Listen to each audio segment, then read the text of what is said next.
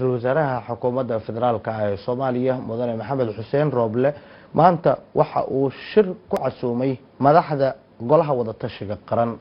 ka oo lagu wado 27 bishan December magaalada caasimadda ah inuu ka qabsoomo shirka waxa la sheegay in looga arinsanayo dardargelinta arrimaha doorashooyinka oo ayagu ka bilowday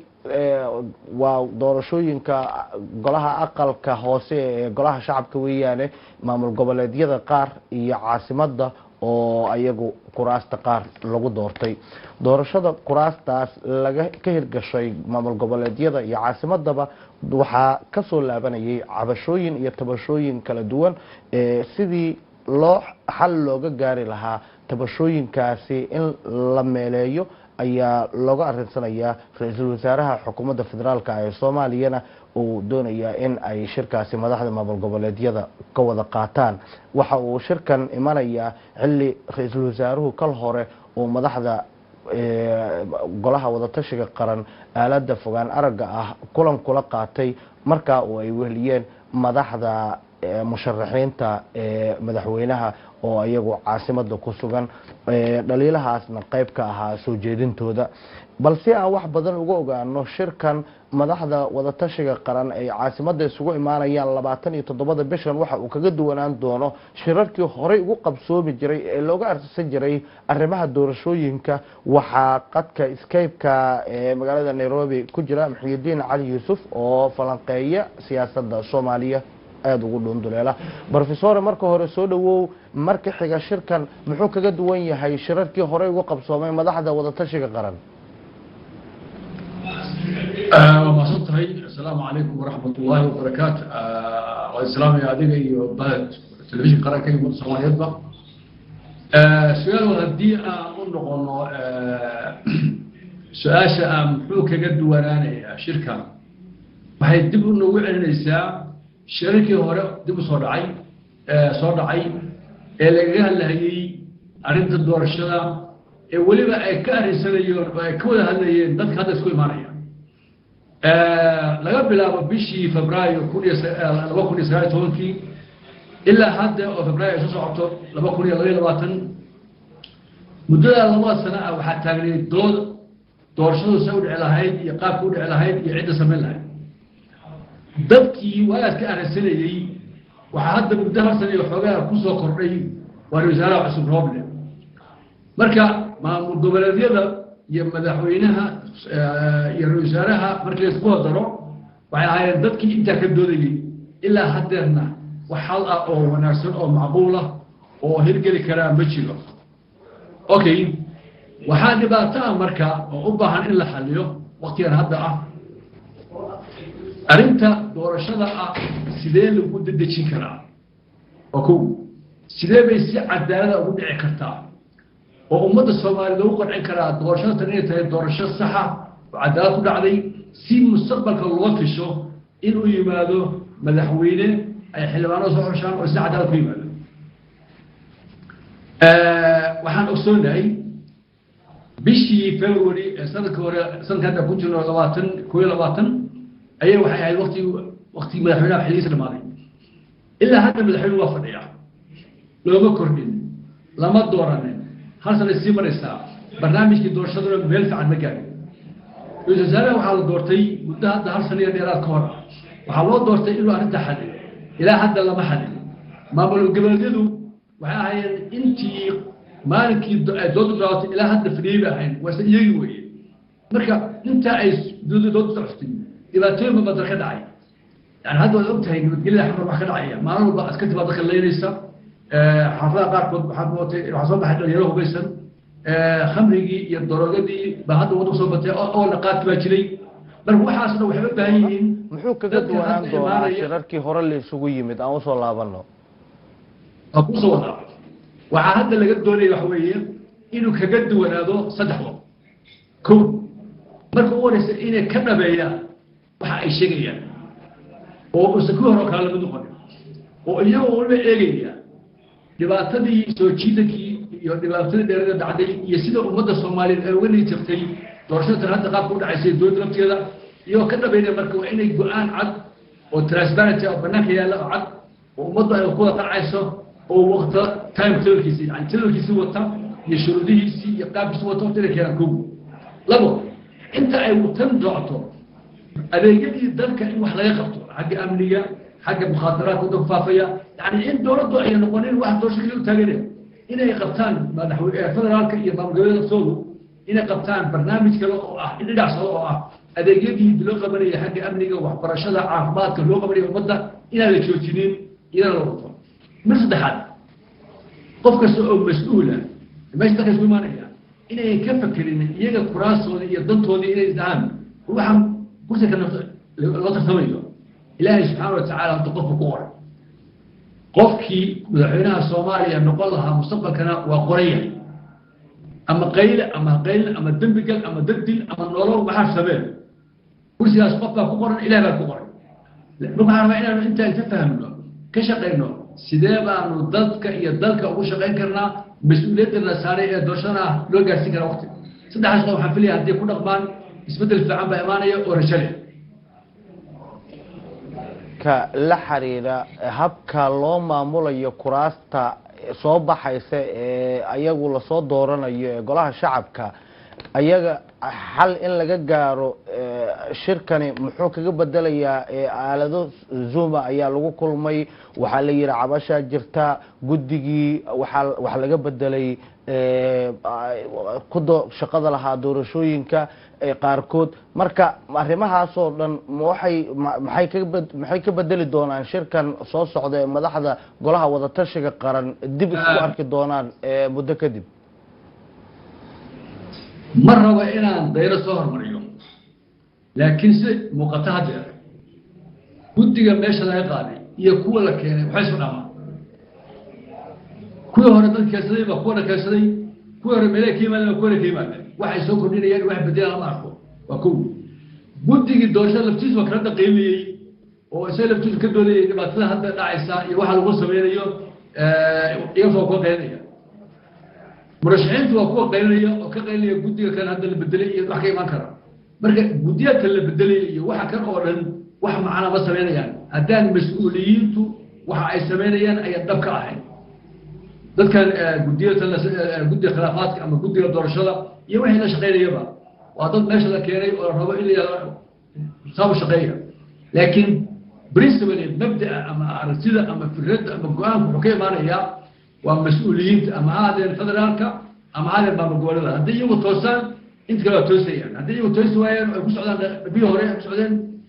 kii baa lagu soconaya marka wax isbedel ma imaanayo waa sababta u leeyahay wey waa inay la yimaadaan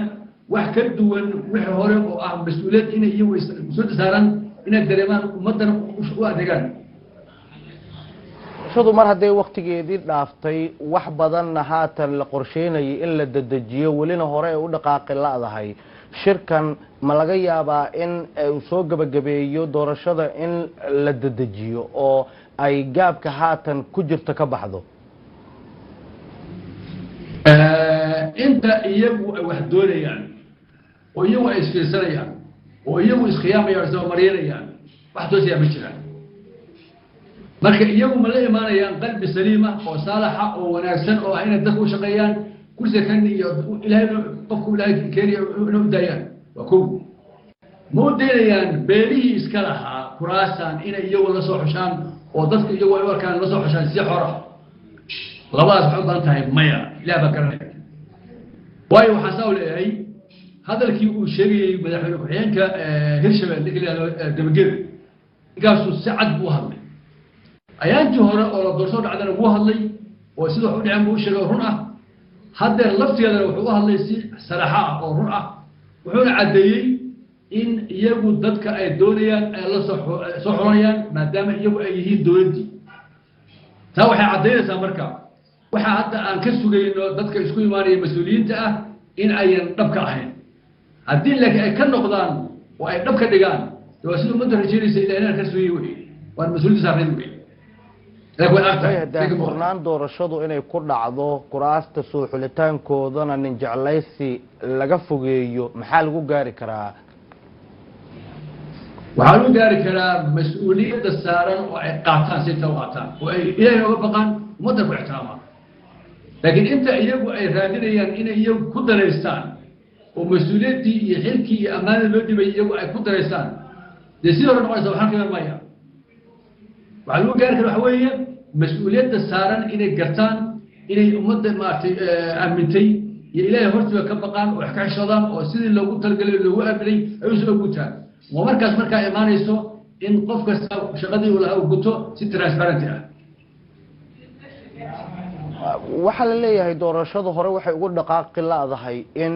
lugaha lagu dhagan yahay gudiyadii oo dhaliil la daba joogo maamul goboleedyada laftirkooda la mucaaradayo midowga musharaxiintu ay dhinac ka qaylinayaan qabaa'iladii laftirkooda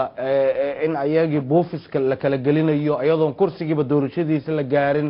arintaasi see looga gudbi karaa horta arrimahaas shay isku waajira wax jira wey waxaan sababay maamulkii baa sii daba dheeraaday arrintii baa sii jiitantay yani waan ugu ceeroobay fadaxad baa faraha la galay waxay maraysaa maanta in taliyihii ciidanka badda ra-iisul wasaarihiisii ku cambaareeyo ama ku eedeeyo musuqmaasuq waxay maraysaa dowladda dhexdeedii in sidaas guddiyadii iyo dowladdii iyo booraskulis haystaan waxaasoo ceeba waxaa keenay waktigaas sii daba dheeraaday muxuu ahaa ballanta laga bixi waayey waxaa muxuu ahaa cahdii loo oofin waayey intaasoo jeer baa waxaa la keenay barnaamij ku samaysan jadwal leh oo aan la fulinin marka dadku hadda waa ka niyad dhigeen dowladda hadda joogta iyo guddiyadooda iyo waxa ay samaynayaan kul waxaa loo arkaa inay yihiin dad raba in wax qabaan keliya dad mas-uuliyadda saaran iyo xilka laga sugayo iyo maanta meesha marxaddu marayso dad dareysan ma aha marka waa adag tahay in laga helo wixii laga doonayey laakiin shirkan hadda waad ogtahay shirkii baydhabo marka hadda laga hadlayay qorqor wuxuu caddeeyey 180 wixii anaga qaadanay mas-uuliyaddii okay hadday qaateen ma la imaanayaan isbeddel oo ma keenayaan mas-uuliyaddii ay qaateen inay dhahaan saa u qadanay baan uga soo gudaynaa waajibkaygii xilkayga baan gudanaynaa wixii khalada dhacayna waa saxaynaa haddii taasu dhacdo waa arrin aad u fiican weeye xal baan imaanaya laakiin inta la iska daba meeraysanayo hadda kor baan filay inaan kuu sheegay doorashadu inay doorasho dhici doonin qaabka u dhacaysana inuu khaldanaan doono inay waxna jiitabi doonaan waxaan maleeyahay hal sano barbaqan hal sano kor aan kuu sheegay haddana sida ay muuqata weli waan ku soo celinaya waxa weeye mushkiladda oo dhan waxaa keenaya dadka mas-uuliyiinta ah ee xilka loo dhiibay ee lagu aaminay xilkoodii kama soo bixin shacabkoodii iyo ummaddoodiina uma adeegin ilaahay hortiisna waxay dami bergelayaan waayo mas-uuliyad lagu ammaanisay way waxay dayacayaan oo ku cayaarayaan oo ay danahooda gaarka keliya ka eganayaan waayahay madaxdu in la isu tanasulo meesha way ku jirtaay seebay u higsan karaan isu tanasul iyo in doorashada xilligeedii dhaaftay lasoo gebagabeeyo xaaladda iyo maraaxisha dalka uu marayana laga saaro ugu dambeyn muxuu yahay baaqa aad la wadaagi lahayd madaxda maamul goboleedyada ee arrintan laga rabo inay hore u daadejiyaan dhaliilaha musharaxiinta la daba jooga laftirkooda muxuu yahay fariinta aad halkan uga marinayso iyo shacabka Soomaaliyeed ee qabaa'iladiisu ay ayagu lugaha haystaan buufisna lagu gelinayo kuraastoodii in la boobayo horta waxaa tanaasula nin geesiya ninka ragga ahi waxaana waa qaata waxaana waa quuraa tanaasulku waa raganimo waa geesinimo qofkuna inuu wax quuro oo mararka qaarkood waxa isagoo ka tanaasulo isagoo eegaya duruufaha iyo danaha ummadda maanta haysta waa shay loo baahan yahay laakiin saan ku garanay dadka hadda jooga ma lahan calaamadahaas iskuma tanaasulaan iskuma soo dhawaadaan intaa waa isceedanayaan waayo haddii ay dadnimadaas mas-uuliyadda ama hoggaanka lahaan lahaayeen arrintu maanta meeshay soo gaartay ma soo gaarteen waxaasna waxaa keenay capacity yani leadership capacity ma lahan yani tayadii hoggaaminta ma lahan maadaama aynan jirin tayo hoggaamin wax alla wixii qofka hoggaanka loo baahnaa baa laga waayay iyaga hadday lahaan lahaayeen capacity leadership yani tayo ama dadnimo hoggaamin hadday lahaayeen oo ummadda maanta mas-uuliyadda saaran ay ka garan lahaayeen oo ay hoggaankood maanta ay awood u lahaan lahaayeen ama karti u lahaan lahaayeen ama garasho u lahaan lahaayeen arrintu maanta ma soo gaartay maanta waxa taagan waa ceeb